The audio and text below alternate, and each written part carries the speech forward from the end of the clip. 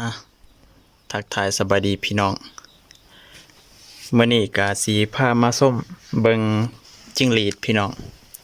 ตั้งแต่วันที่12มื้อนี้ก็วันที่16มื้อวันที่12เป็นมื้อจิ้งหรีดมันพักตัวออกเนาะเป็นอันนั้นนะเป็นตัวอ่อนๆตัวน้อยๆเนาะนี่ก็สิพามาส้มเบิ่งเนาะเห็นบ่เนี่ยเนาะอยู่ไหนเนาะสิพามาส้มเบิ่งว่าสีใหญ่ซ้ำใดแหละเนาะเดี๋ยวเอาออกเครื่องกันนี่ก่อนเนาะ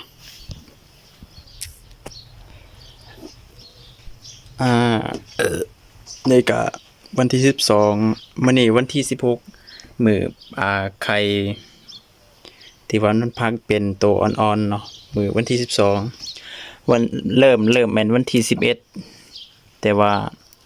ออกลายสุดแม่นวันที่12เนาะก็พอดีหาวันมื้อนี้เนาะเบิ่งพี่น้อง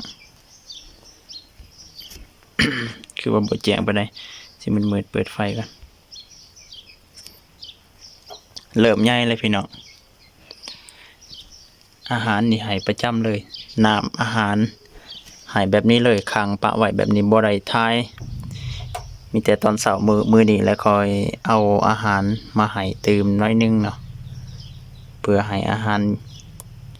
มีอาหารใหม่แน่หน่อยนึงเนาะเบิ่งพี่น้องความมันลายอันนี้ยังบ่ทันได้ว่าบ่ทันได้ลายสุดได้นี่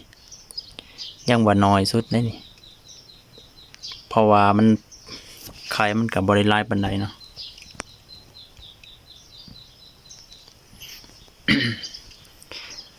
บ่นี่คิดว่ายังอยากน้อยโพดเนาะบ่แต่ว่าล่วงกว้างนี่ได้แล้วแต่ว่าล่วงยาวนี่บ่ทันได้ปานใดยังอยากสั่น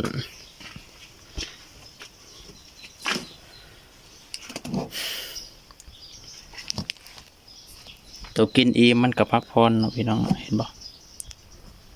ไปใส่ตัวกินบ่ทันอิ่มก็เลาะกินเลยอยู่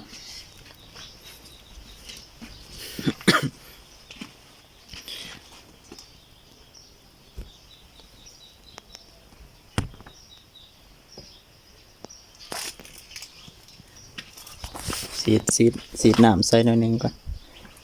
นี่เครื่องสีดน้ำเฮาพอน้ำออกสามารถปรับได้เนาะเวลาสีดน้ำเฮาจะบ่สีดใส่หัวอาหารเราจะสีดใส่ใบไม้เลยแล้วก็บอง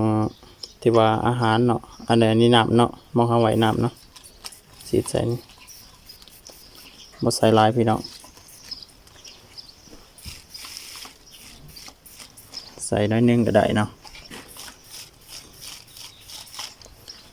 ดีแทบใส่ใบไม้ก็ได้เด้อพี่น้อง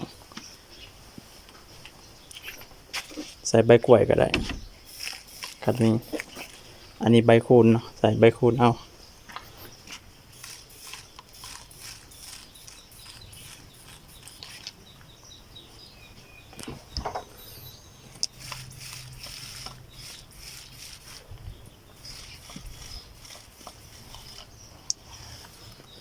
ประมาณนี้แหละพี่น้อง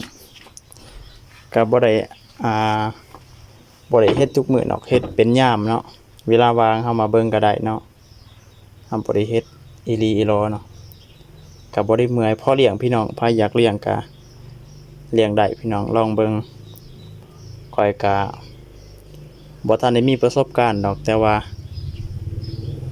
อยากแนะนำพี่น้องเนาะคิดว่ามันเลี้ยงง่ายแล้วก็เลี้ยงได้เนาะ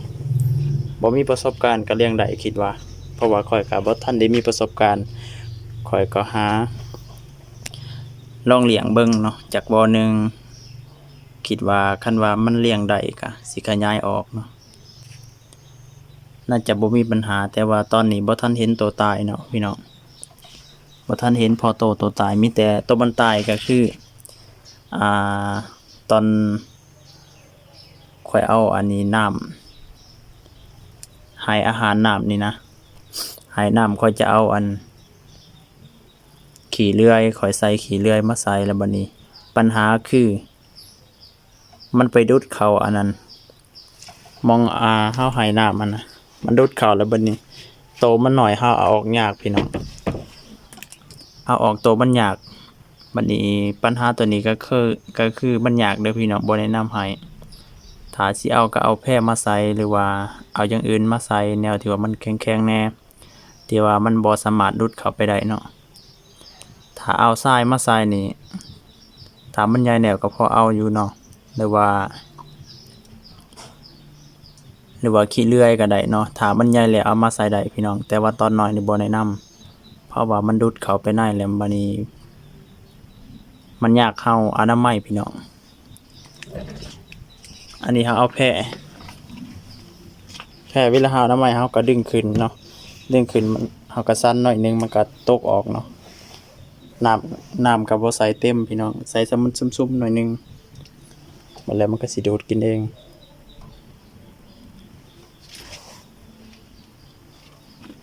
คลิปนี้ก็สิมีส่ำนี้ล่ะพี่น้องพามาชมเบิ่งจิ้งหรีดความคืบหน้าของจิ้งหรีดเนาะผ่านมาแล้วก็5วันเนาะระยะพักโตของจิ้งหรีดรุ่นนี้ก็พอดี9วันพอดี9วันเต็มๆพี่น้อง8วันนี่ออกแล้วแต่ว่าเต็มๆมัน9วันเลยเขาว่าต่ำสุดสาสุดแม่น12วันมันพักไวสุดแม่น8วัน7วันเนาะอันนี้ยามพ้นพี่น้องอากาศมันก็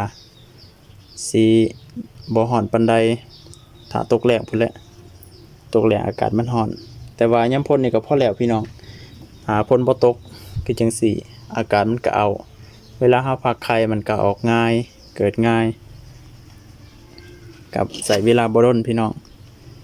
ถ้าเลี้ยงหลายก็สิ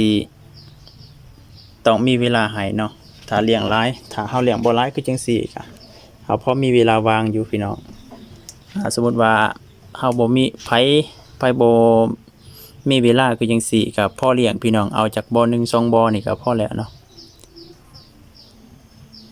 ถ้าผู้อันนี้บ่เรื่องบ่ผู้บ่มีเวลาถ้าผู้มีเวลาก็เลี้ยงหลายๆพี่น้องมีแมงวันมาตอมนี่นะคลิปนี้ก็เบิดส่ำนี้แล้วพี่น้อง